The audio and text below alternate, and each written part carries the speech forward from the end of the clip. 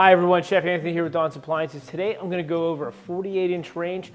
This is the Wolf. This is a dual fuel model. So I'm going to go over the fit and features for this range. I'm going to start talking about the cooktop. So in this configuration, we have 6 burners with the center griddle right here. Look at that griddle, brand new and pristine. So nice. But let's talk about some of the fit and features here. So these grill grates, let's pick them up. They have the rubber feet on the bottom so they don't scratch. This is nice and easy. When we talk about cleaning these, we want to use some mild soapy water, and we want to use no paper towel. When we use a dark cloth, it'll actually work a little bit better. That white from the paper towel, those flecks will get in there and kind of make this a little bit older than it seems. On the surface, this is a sealed system, so this won't leak down. So I like to clean this with mild soapy water, wipe it down with a towel, then finish it with some Windex with white vinegar. I feel like it gets it super clean. If I pick these grates up and we're talking about, stains and things like that, on the inside, this cap can be removed. It can be cleaned as well. You can get around here with, some vinegar and baking soda or a magic eraser of some sort. The only thing we have to really worry about here is the igniter on the side. This is the igniter. This is the click and light. We'll see that, but we have to make sure that there's no buildup or debris around here, pasta or food, whatever it is. That really will hinder the cooking process. So I'm going to talk to you about dual stack burners. So if you have this, you're like, what is dual stack burners? This is what I'll show you. Turn this guy on. That is high right there. So that's both stacks on there. So now we'll go down to low, okay? Push it in, and now we'll go to the simmer. So this is where the extra low comes into play. So see that? It's heating up just barely on the bottom.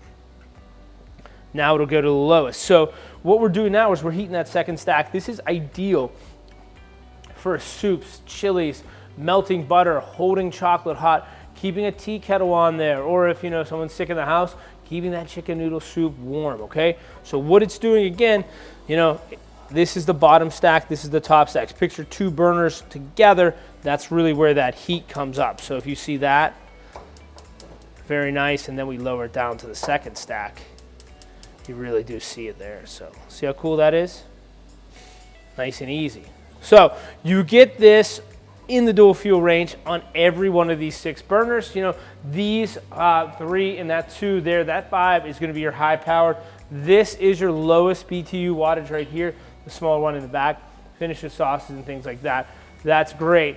Now, this griddle right here, let's talk about seasoning it, because this right now is a brand new griddle. So what we're going to want to do is, see how it's backlit?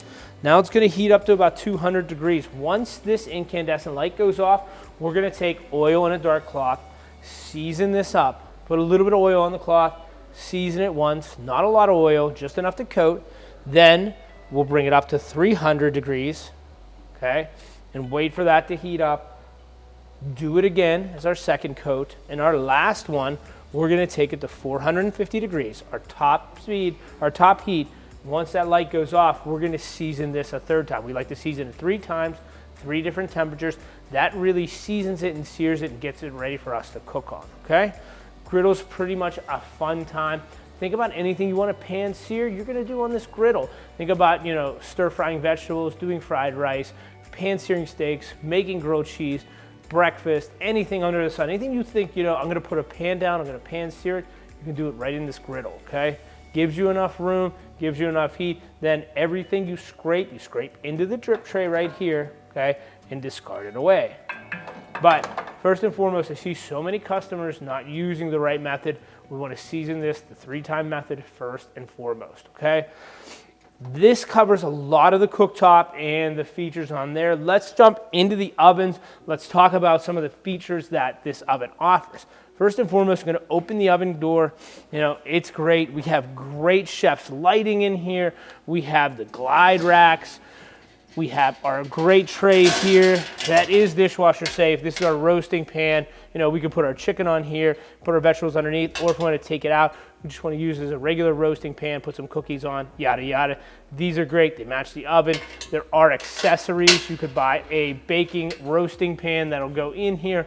As other accessories, there is a Wolf Stone and a dehydrating kit. So think about that as I go over some of the features in this oven, see if they're right for you. You can reach out to your sales staff, kind of get one of those. Putting this up here, getting it out of my way. So let's talk about the center here. And I'm gonna go over kind of all of the features on here, okay?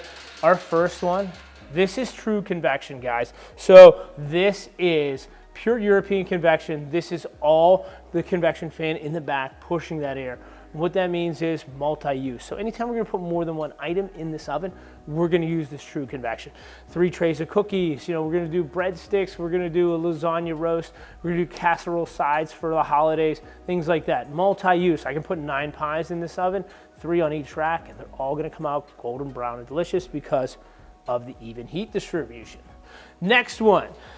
Convection roast. So this is a high powered one. We're gonna use the broiler element, we're using the convection bake, and we're using the true convection. All 3 heat sources coming together. So Thanksgiving turkey, tenderloin of beef, roast, everything is really gonna come out. This is really a setting that we would use our roast probe as well. So we'll plug our roast probe in, get an accurate read on the protein or whatever we're cooking. And this is like a computer. The more we tell it, the more it knows. So it's really gonna cook that meat to the desired doneness. Then it's gonna go down to a keep warm setting, ensuring we're not overcooking it, okay? Another one right here, we have the warm setting. So this, if we hit start, we can go take it right to a warming. See how it's 180, and this is how we can jog it back. This is pretty neat and nifty, I like that. 165 is the internal temp, all bacteria is killed. My recommendation is hold it at 170, 180, still a little warm in my book. That food might, you know, kind of still cook, okay? Next, you see that big cool G. This is Wolf's Gourmet. This is exciting. This is really great for someone getting used to their range, trying to figure out the bells and whistles. This is really gonna pick the right setting for you depending on what you're cooking. So let's walk through the meat section. So we'll hit meat, let's go to beef. Let's do steak, tenderloin, or roast. Let's just do a roast today. So we'll go over to roast. Okay, what temperature do we want? Rare, medium, or well done. So we'll go on the rare side for our roast, and we'll hit done. It'll tell us what's gonna do. No preheat, it'll tell us you're gonna say, chef, where's rack position 2? Open the oven door. You can look on the left side or the right side. They are all calibrated out for you. Where 1, 2, 3, 4, 5, and 6. So potentially you have the option to put 6 pans in this oven if we take out the racks and use the additional pans that you can provide. So roast probe is next. It tells us put it in the thickest part. Then it's going to explain to us what we're going to do. It's going to roast at 450, 20 minutes. Then it's going to roast at 325 till it's 135 degrees. We'll remove and then let it rest. We'll hit start and go. It's just that easy in Wolf Gourmet. Let me bust back here. Fish, vegetables, you know, 1-dish meals are a great one too. Even the pizza setting. That'll deal with a pizza stone. You can do a fresh par baked or calzone setting. Even if you have the par baked from a store, hit done. It'll say wait for oven to preheat, bake stone in position 1, it'll start at 400 degrees. So if you had that bake stone, if it's something you purchased, you know, that's another great option. Really gives you a ton of cooking. So now we covered everything from, you know, cakes and pies to roast tenderloins and pizzas. So, and we're not even halfway done with it. So next is our clean setting. So this is our self-clean. The oven racks do need to be removed. The glide racks, the ball bearings will melt and tarnish. So those have to be done. If you're looking for, you know, how to clean those grates, I got a great video on it on YouTube I can share with you. So just ask me for that. When we hit more modes, so this is kind of some specialty settings. You can connect this to your tablet, smartphone, or device to kind of monitor cooking process and really stay connected with your appliance. If you're the techie person, it's a great piece. Next, we'll go to a proof setting right here. So proof will make any dough double in size, you know, any yeast raised doughs. So you're talking about bread dough, you know, pizza dough, so we can scale it in our oven. So we can scale multiple ones in our oven, proof our pizza dough, really make it happen.